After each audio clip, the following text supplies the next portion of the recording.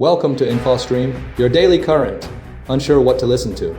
Turn to us for today's headlines. Stay informed. Ceasefire implemented in Gaza following an agreement. Escalating trade war threatens tariffs on China. Joe Biden receives radiation therapy for cancer. Trump administration causes mass government layoffs. European leaders plan to use frozen Russian assets for Ukraine. Russia intensifies attacks on Ukrainian energy. Nobel Peace Prize awarded, sparking controversy. Melania Trump involved in Putin family reunification efforts. AI bubble fears rise in Silicon Valley. Nvidia plays a key role in US-China competition. María Corina Machado receives Nobel Peace Prize amid crisis. GOP leaders remain firm during shutdown. Obama warns of global authoritarianism. French president reverses prime minister appointment. US and Qatar build Air Force facility in Idaho. Ceasefire implemented, key developments in Gaza following agreement. A ceasefire has officially come into effect following the approval of a US brokered deal between Israel and Hamas, marking a significant, though tentative, step towards ending the conflict in Gaza. The agreement, spearheaded by US President Donald Trump, includes provisions for a phased withdrawal of Israeli forces, the release of hostages and Palestinian prisoners, and a surge in humanitarian aid.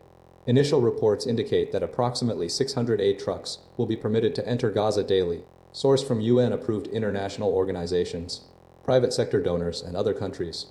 These deliveries will prioritize essential supplies such as cooking gas, food, medical supplies, shelter materials, and equipment for repairing critical infrastructure, including water lines and bakeries. The Israeli military has begun withdrawing troops from parts of Gaza, adhering to a yellow line established in a White House-released map, controlling approximately 53% of the territory.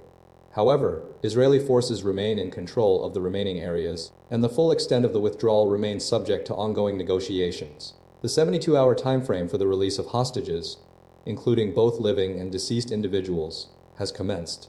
Hamas has not yet confirmed the complete release of all hostages within this period. Humanitarian concerns remain paramount, with UN-backed experts confirming that Gaza is facing a man-made famine. Despite the planned aid influx, initial reports suggest that the expected surge in deliveries has not yet materialized, raising questions about the immediate impact on the severely affected population. Israeli authorities dispute these assessments, claiming they are biased. The agreement also includes provisions for the reciprocal movement of Palestinians across the Rafah crossing into and out of Gaza, subject to Israeli security approvals and overseen by a European Union mission, mirroring a previous mechanism established in January 2025. U.S. Central Command has deployed up to 200 troops to the Middle East to coordinate the multinational force. Ongoing negotiations are expected to determine the details of the later phases of the agreement, including the complete disarmament of Hamas and the long-term governance of Gaza, which will be overseen by a temporary transitional committee and a board of peace. The agreement's vagueness regarding specific terms and potential violations underscores the delicate and uncertain nature of the truce. Escalating trade war. Trump threatens massive tariffs on China. President Donald Trump is escalating the trade war with China, announcing plans to impose a 100% tariff on Chinese goods, in addition to the existing 30% tariffs beginning November 1st. This move, coupled with export controls on critical software, represents a significant escalation following months of a fragile trade détente. The announcement, made via Truth Social, triggered immediate market turmoil, with the Dow Jones Industrial Average falling by 878 points and the S&P 500 dropping 2.7%, reflecting investor fears of a return to previous trade tensions. The primary catalyst for Trump's actions is China's recent tightening of export controls on rare earths, essential components in electronics and other key materials. This move prompted Trump to cancel a planned meeting with Chinese President Xi Jinping, scheduled for South Korea. The situation mirrors earlier trade disputes, where Trump initially imposed tariffs reaching 145% on Chinese goods, causing widespread economic disruption. While an exemption was later granted for electronics, subject to a 20% tariff, the underlying tensions remain. The United States and China are deeply interdependent economies, with the U.S. relying heavily on China for hundreds of billions of dollars worth of goods, including electronics, apparel, and furniture. China, in turn, represents a major export market for American products. The escalating conflict involves reciprocal measures, such as the imposition of fees on goods transported on Chinese-owned or operated ships, mirroring a similar action by China targeting American vessels. Trump's actions are fueled by concerns about China's alleged violations of trade agreements, particularly regarding the supply of rare earth magnets. Despite previous disagreements, the trade war continues, with both sides employing increasingly aggressive tactics. The situation is further complicated by legal challenges, including a Supreme Court case scheduled to begin next month. While China faces no such constraints, the potential for continued escalation and disruption to global trade remains a significant concern. The ongoing dispute highlights the complex and potentially destabilizing nature of the U.S.-China economic relationship. Joe Biden undergoes radiation therapy for aggressive prostate cancer. Former President Joe Biden is currently receiving radiation therapy as part of his treatment for an aggressive form of prostate cancer that has spread to his bones. This news was confirmed by multiple sources, including spokespeople for both the White House and CNN, following initial reports by NBC News. Biden, 82, was diagnosed in May and is also undergoing hormone treatment. His office initially announced the diagnosis, noting a Gleason score of 9, considered the most aggressive form of prostate cancer, and confirmed metastasis to the bone. The radiation therapy, expected to span 5 weeks, marks a new stage in his treatment plan. Biden has expressed optimism, stating he feels good, and that the cancer hasn't penetrated his bones. He is also taking a pill regimen to manage the disease. Experts emphasize that while the diagnosis is serious, newer hormonal and chemotherapy therapies have shown impressive results, potentially extending patients' lifespans. Prostate cancer is a prevalent condition, affecting 13 out of every 100 men over their lifetime, according to the Centers for Disease Control and Prevention. The Gleason score, a measure of cancer cell appearance, is a crucial factor in determining treatment strategy. While the cancer spread to the bone is a serious concern and not curable, ongoing treatment aims to manage the disease and maintain a good quality of life. In addition to radiation and hormone therapy, Biden has undergone other treatments. He received Mohs surgery to remove skin lesions and had a lesion removed from his chest, which tested positive for basal cell carcinoma, a slow-growing and usually curable type of skin cancer. Biden's physician, Kevin O'Connor, continues to monitor his dermatological health with regular surveillance. Throughout his treatment, medical professionals are employing personalized approaches, considering factors beyond the Gleason score, such as blood prostate-specific antigen levels, imaging tests, and biopsy findings to tailor the most effective treatment plan for the former president. The Trump administration initiates mass layoffs during government shutdown. The Trump administration has begun laying off over 4,000 federal workers as part of a broader effort to reshape the government during the ongoing shutdown. Office of Management and Budget Director Russell Vought announced the reductions in forces. Layoffs on X, signaling the start of a significant workforce restructuring. The administration intends to utilize this shutdown as an opportunity to reduce the federal workforce, a long-standing goal of the administration. Several agencies, including Treasury, Health and Human Services, CHS, Homeland Security, and Housing and Urban Development, have issued ref notices, with Treasury and HES leading in the number of employees affected, exceeding 1,000 each. The Department of Education and Housing and Urban Development plan to lay off at least 400 employees apiece, while the Department of Commerce, Energy, and Homeland Security initially planned cuts ranging between 176 and 315 employees.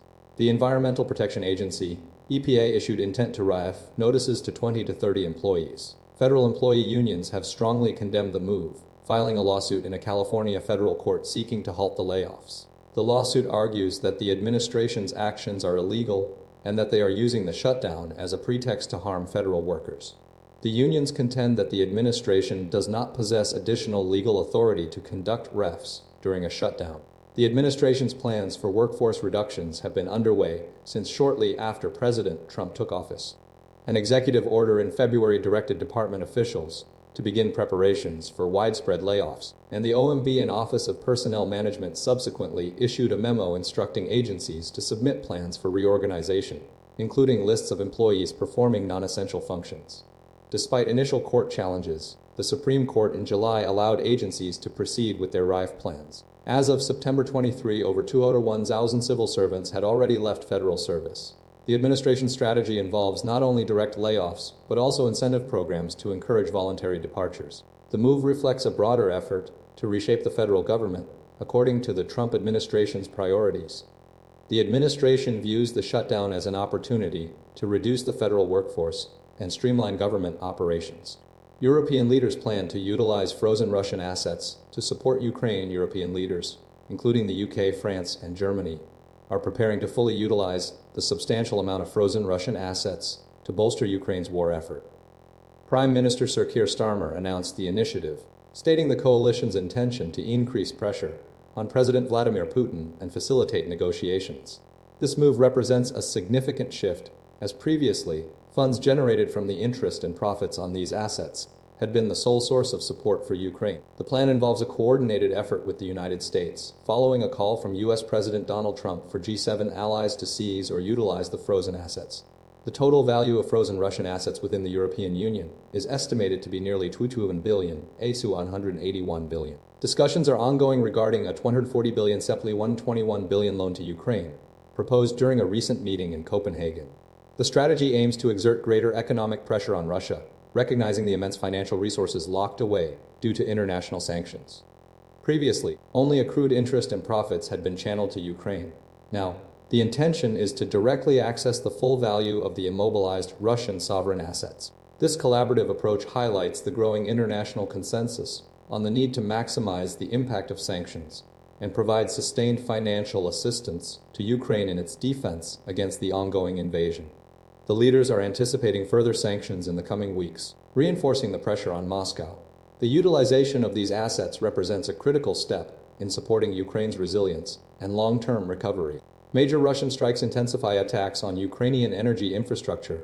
Overnight Russian missile and drone strikes have caused widespread power outages across Ukraine, primarily targeting the capital, Kiev, and 8 other regions. The attacks, escalating as winter approaches, have resulted in significant disruption to civilian life and infrastructure. Ukrainian authorities report that approximately 423,000 consumers in Kiev were initially without electricity, with a further 380,000 still affected. 12 individuals sustained injuries in Kiev, while a 7-year-old boy was tragically killed and 7 others injured in the Zaporizhzhia region.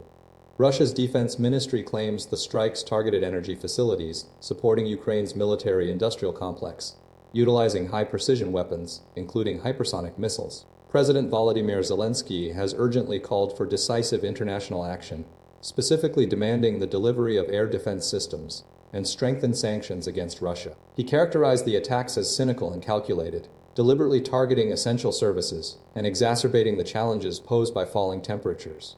The scale of the damage is substantial, with over 500 residential buildings in Kiev lacking electricity. Firefighters battled blazes at a 10-story building, and disruptions extended to public transport, including the Kyiv underground system, forcing the closure of several stations. Ukrainian Energy Minister Svitlana Hrinchuk described the attacks as a massive strike and highlighted the ongoing efforts of repair crews to restore power. This assault mirrors a similar attack 3 years prior, on October 10th, underscoring a pattern of Russian aggression. The emergency rollout of power outages across Kiev and surrounding regions including Sumy, Kharkiv, Poltava, Dnipropetrovsk, Donetsk, Kirovohrad, and Zaporizhzhia demonstrates the severity of the situation. International support and a robust response are considered crucial to mitigate the impact of these sustained attacks and safeguard Ukraine's energy infrastructure. The situation remains volatile, with ongoing efforts to restore services and protect civilian populations. The Nobel Peace Prize awarded to Venezuelan opposition leader sparks controversy and questions of intervention. The recent awarding of the Nobel Peace Prize to María Corina Machado, Venezuela's leading opposition figure, has ignited a flurry of reactions, primarily centered around Donald Trump's expressed desire for the award and potential U.S. intervention. Trump immediately contacted Machado following the announcement, expressing his congratulations and acknowledging her deserving recognition. He joked about her suggesting he should receive the prize, reflecting his long-held ambition to secure the honor. The White House criticized the Nobel Committee for prioritizing politics over peace, asserting Trump's continued efforts to resolve global conflicts and his humanitarian focus. Machado, in turn, directly appealed to Trump for assistance, stating her hope for support from the U.S., Latin American nations, and democratic nations of the world to achieve Venezuela's freedom and democracy. The situation in Venezuela remains dire, marked by widespread poverty, unreliable services, a collapsing healthcare system, and a significant refugee crisis. Millions have fled the country, and the last election was deemed illegitimate. Human rights organizations report numerous political prisoners and ongoing government repression. The U.S. has escalated its pressure on the Maduro regime, including recent military strikes in international waters against suspected drug trafficking vessels, raising concerns about potential breaches of international law. Trump's immediate reaction was to thank Russian President Vladimir Putin, who praised Trump's efforts in resolving complex crises. Machado's position is precarious, living in hiding within Venezuela and facing threats for her leadership of the opposition. The prospect of U.S. intervention while desired by Machado and her supporters, remains uncertain due to potential legal and geopolitical ramifications. The situation is further complicated by the loyalty of Venezuela's military and security forces to President Maduro, who has not shown signs of yielding power. The awarding of the prize has intensified calls for a more active U.S. role in supporting the opposition and promoting democratic change in Venezuela, but the path forward remains fraught with challenges. The Nobel Committee's decision has undoubtedly amplified the urgency of the situation and underscored the deep divisions and unresolved conflicts within the country. Melania Trump announces working with Putin on family reunions. First Lady Melania Trump has revealed she maintains an open communication channel with Russian President Vladimir Putin, resulting in the recent reunification of 8 Ukrainian children with their families. This development follows the hand delivery of a letter expressing concern for the displaced children and advocating for their protection. The letter, shared by former President Donald Trump on social media, emphasized the children's universal desire for safety and peace. Following the letter's delivery during Putin's August visit to Alaska, Putin responded in writing, leading to the immediate reunion of the 8 children. 3 of these children had been displaced to Russia due to frontline fighting, while another was repatriated from Ukraine to Russia. The reunions were facilitated through cooperation between Ukraine and Russia, with the First Lady receiving a detailed report, including photographs and identifying information about each child, verified by the U.S. government. This initiative builds upon the First Lady's ongoing advocacy for children, initiated through the Be Best campaign launched in 2021. Previously, she spearheaded a bill banning revenge porn, the Take It Down Act, highlighting her commitment to child welfare. The recent developments underscore a direct engagement between the two leaders regarding the plight of Ukrainian children affected by the ongoing conflict.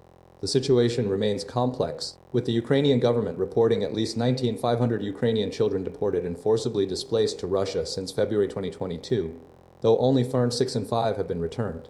The International Criminal Court has issued arrest warrants for Putin and Maria Lvova-Belova, alleging unlawful deportation.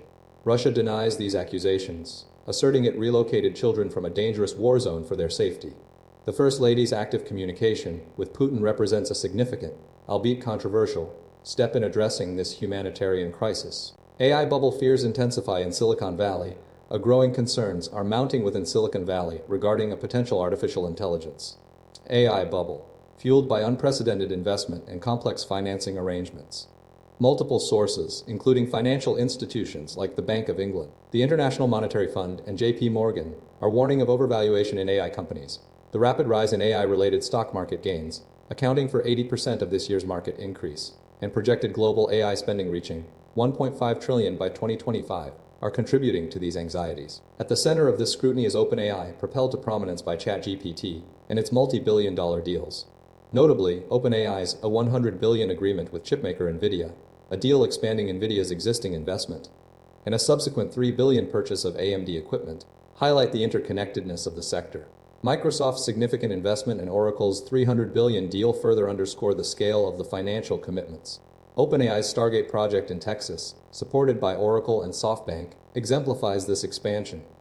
Several experts, including Jerry Kaplan, who founded Go Corporation, are drawing parallels to the dot-com bubble, emphasizing the magnitude of the investments and the potential for a catastrophic collapse. Kaplan warns of the dangers of companies announcing ambitious initiatives without sufficient capital and retail investors rushing into AI startups. He highlights the creation of massive, environmentally damaging data centers in remote locations as a potential consequence. The complex financing arrangements, described as circular financing or vendor financing, are raising concerns about distorted demand signals. Nvidia CEO Jensen Huang defends the company's investment in OpenAI, asserting that it supports growth without exclusivity.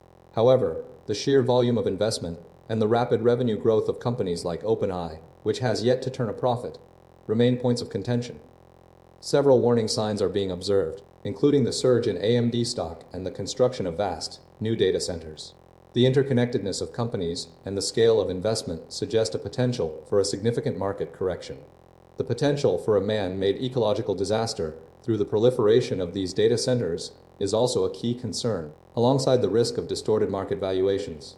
Nvidia's central role in U.S.-China trade and AI competition, Nvidia, the world's leading artificial intelligence chipmaker, finds itself at the epicenter of the escalating U.S.-China trade war and the broader competition surrounding AI dominance. The company's rapid growth, fueled by demand for its chips powering massive data centers used by companies like OpenAI, has placed it squarely in the crosshairs of U.S. trade policy. Initially, the Trump administration imposed restrictions on China's access to Nvidia's H20 chips as part of the trade war, sparked by tariffs on rare earth minerals. This angered Beijing, leading to limitations on chip purchases. However, a shift occurred in August when the White House reversed course, greenlighting sales of chips to China in exchange for a 15% revenue contribution to the U.S. This allowed access to the H20 chips, crucial for supporting the DeepSeek AI model. Despite this, trade tensions persist, with China continuing to implement import restrictions on U.S. chips, including Nvidia's processors. The situation is further complicated by Nvidia's role in enabling China's advancements in AI. The company's chips are integral to the development of sophisticated AI models like DeepSeek, raising concerns about China's technological progress. An investigation by the New York Times suggests that Singapore-based Megaspeed may be facilitating access to Nvidia's technology for China, though Nvidia denies any wrongdoing. The U.S. government's concern centers on preventing China from circumventing export controls. Commerce Secretary Howard Lutnick stated that the goal is to ensure China gets enough that their developers get addicted to the American technology stack. The administration's AI action plan encourages businesses worldwide to embrace U.S. standards. Nvidia's H20 chips have undeniably contributed to China's AI capabilities. There's a debate surrounding whether stricter global restrictions on Nvidia's products would be counterproductive, potentially accelerating China's own innovation pace. The ongoing trade war and the competition for AI leadership underscore Nvidia's pivotal role in this complex geopolitical landscape. The future resolution remains unclear, highlighting the interconnectedness of trade, technology, and national security. María Corina Machado awarded Nobel Peace Prize amidst Venezuelan crisis. Venezuelan opposition leader María Corina Machado has been awarded the 2025 Nobel Peace Prize, recognized as one of the most extraordinary examples of civilian courage in Latin America. The award highlights her sustained struggle against Nicolás Maduro's 12-year rule, characterized by authoritarianism, a humanitarian crisis, and economic instability. Machado, who has lived in hiding for much of the past year due to threats from the Maduro government, was lauded for her efforts to achieve a peaceful transition from dictatorship to democracy. The Nobel Committee's announcement coincides with a global warning regarding the retreat of democracy, emphasizing the urgent need for action against rising authoritarian tendencies worldwide. Machado's recognition stems from her pivotal role in uniting Venezuela's fragmented opposition. Despite being barred from running in the disputed 2023 presidential elections, she successfully mobilized a broad coalition of Venezuelans, culminating in the victory of Edmundo González, who ultimately secured a landslide win based on unofficial vote tallies. The Maduro government's manipulation of the electoral process and subsequent threats against Machado fueled her continued resistance and campaign from the shadows. Reacting to the prestigious award, Machado expressed gratitude while simultaneously acknowledging the collective effort of the Venezuelan people. She voiced her reliance on international support, particularly from the United States and other democratic nations, to fully realize Venezuela's freedom and democratic aspirations. The Nobel Committee's chairman, J. A. Rajan Franz, criticized Venezuela's leadership, pointing to the abuse of the rule of law, the silencing of free media, and the increasing militarization of society. He expressed hope that Machado would be able to attend the award ceremony in Oslo, acknowledging the significant security challenges she faces. The award signifies a powerful endorsement of the Venezuelan opposition's struggle and serves as a stark reminder of the ongoing fight for democracy in Venezuela. GOP leaders stand firm as shutdown persists, military pay dispute dominates. As the government shutdown enters its third week, Republican leadership, spearheaded by Senate Majority Leader John Thune and House Speaker Mike Johnson, remain steadfast in their strategy, refusing to negotiate on broader issues while demanding Senate Minority Leader Chuck Schumer concede on reopening the government. The central point of contention revolves around military pay, with Republicans insisting that any solution must prioritize the immediate payment of service members' salaries, despite the potential for billions in Affordable Care Act subsidies to lapse at year's end. Thune has repeatedly stated that Schumer is checked out and unwilling to engage in productive discussions, arguing that a resolution will emerge organically with enough moderate Democrats willing to support reopening the government. Johnson has echoed this stance, dismissing the possibility of a supermajority vote to bypass the Senate's filibuster requirement. The GOP's strategy involves leveraging the political pain Democrats would also face due to the missed military paychecks, aiming to force a concession. Despite privately acknowledging the difficulty of the situation, GOP lawmakers express confidence that the public will ultimately support their position. The dispute over military pay has fueled tensions within the Republican Party, with some members expressing anger at leadership for failing to address the issue proactively. Several House Republicans, including Representative Jen Kiggans of Virginia, have introduced legislation to authorize immediate military pay, garnering nearly 150 co-sponsors. Republicans also criticize Democrats for demanding a concrete deal to prevent the Affordable Care Act subsidies from expiring, viewing this as a major miscalculation.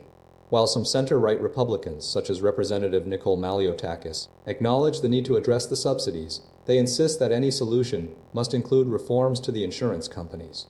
There have been moments of miscommunication between Thone and Johnson regarding the military pay issue, leading to a brief check-in to ensure alignment. Despite these setbacks, both leaders remain resolute in their strategy. The possibility of the White House intervening to pay troops without congressional approval is being discussed, but faces significant hurdles. The GOP acknowledges the political complexities and the potential for a messy resolution. The ongoing shutdown highlights a deep stalemate between the parties, with both sides digging in their positions. Obama warns of global authoritarianism and criticizes U.S. political trends, while former President Barack Obama recently expressed deep concern regarding a rising global trend of authoritarianism, highlighting its influence in countries like Hungary and Poland, alongside criticisms directed at the current U.S. political landscape. Speaking with democracy activists from Hungary and Poland, Obama emphasized the deliberate targeting of civil society, undermining of press freedom, and weaponization of the justice system, practices he attributed to a broader pattern of erosion of liberties. His remarks were prompted by conversations with Esendorelli Durer, Stefania Capranze, and Zuzana Rudzinska-Blaseks, individuals involved in anti-corruption efforts and civil liberties advocacy. Obama specifically referenced Viktor Orban's A Liberal Democracy in Hungary, noting Orban's influence on Donald Trump's political strategy. The June presidential election in Poland, resulting in a right-wing populist victory, was also cited as a significant development furthering the trend. Obama pointed to actions by the Trump administration, including attempts to deploy military assets and pressure the Justice Department, as indicative of a dangerous trajectory.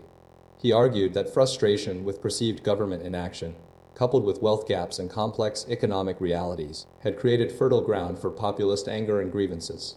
He suggested that social media exacerbated these feelings, fostering fear and animosity. Obama stressed the need for changes in U.S. laws to enable more effective and timely responses to societal problems. He acknowledged that bureaucratic inertia and unresponsive politicians had contributed to the rise in populist sentiment. He argued that authoritarians often operate by dismantling existing systems rather than building new ones. Ultimately, Obama's message centered on the urgent need to re-engage citizens and address the underlying causes of political polarization, emphasizing the importance of finding new forms of participation and empowering individuals to feel that their voices matter. French President reappoints resigned Prime Minister in political U-turn. In a stunning and unexpected development, French President Emmanuel Macron has reappointed Sébastien Lecornu as Prime Minister just 4 days after Lecornu's resignation, following a chaotic week of political turmoil. The decision, announced Friday, marks a significant U-turn and reflects Macron's strategy to overcome a prolonged political crisis and address France's economic challenges. Lecornu, previously tasked with forming a government, was forced to step down after his initial cabinet announcement faced criticism, primarily due to its perceived lack of change from previous administrations. The situation is characterized by deep political divisions, particularly concerning France's substantial national debt, nearly 114% of GDP, and projected budget deficit of 5.4% of GDP. The collapse of 2 previous prime ministerial governments within the last year highlights the instability within the French political landscape. Macron's decision to reappoint Lecornu appears aimed at swiftly addressing the budget deadline and restoring stability. Lecornu's reappointment comes with conditions, including a commitment to parliamentary debate on issues raised during consultations with political parties, and a stipulation that any government appointees must disengage from presidential ambitions for 2027, effectively excluding figures like Bruno Retailleau and Marine Le Pen. This move seeks to consolidate support and prevent further fragmentation. The appointment has been met with strong opposition. Jordan Bardella of the far-right National Rally described it as a bad joke and a democratic disgrace, while Jean-Luc Mélenchon ridiculed the decision, stating Macron can do nothing other than Macron. The situation mirrors concerns about France's political instability, drawing comparisons to Italy. Lecornu's strategy involves a rapid formation of a government, coupled with a commitment to open parliamentary debate, a tactic Macron has previously employed to bypass the National Assembly. The appointment signifies a gamble by Macron, attempting to regain control amidst a deeply divided political environment. The coming days will be crucial as Lecornu attempts to build a functioning government and navigate the complex political landscape of France. US and Qatar to build Air Force facility in Idaho. The United States and Qatar have finalized an agreement allowing Qatar to construct an Air Force facility at Mountain Home Air Force Base in Idaho. This initiative, announced by U.S. Defense Secretary Pete Hegseth, will host Qatari F-15 fighter jets and pilots for training alongside U.S. troops. The facility's purpose is to enhance combined training, increase lethality, and improve interoperability between the forces. The deal has been in the works for several years, originating from a 2022 announcement while Joe Biden was in office, and includes a 10-year initial timeline with an option for extension. Qatar has played a significant role in mediating the recent ceasefire and hostage swap agreement between Israel and Hamas, alongside its support for U.S. actions, including strikes against Iranian nuclear sites in June. The U.S. military will fund the construction of the facility through foreign military sales, utilizing community labor to build the necessary infrastructure. The facility will accommodate approximately 300 additional personnel, including Qatari and U.S. Air Force personnel, and will provide space for training, briefings, scheduling, and the use of defensive countermeasures and ordnance. The agreement underscores a long-standing strategic partnership between the two nations. Hegseth emphasized that this collaboration is routine and has been conducted with other partner nations, such as Germany and Singapore. Qatar operates the largest U.S. military base in the region, Al Udeid, further solidifying the alliance. Despite the official announcement, far-right activist Laura Loomer has expressed strong opposition to the facility, labeling it an outrageous and betrayal. The project's environmental impact assessment, published in 2022, outlined the planned beddown of 12 F-15Q aircraft and associated equipment. The signing of the letter of acceptance was welcomed by both Al-Thani and Hegseth, highlighting the shared goals of lasting peace and security. The facility's development is expected to begin in early fiscal year 2024.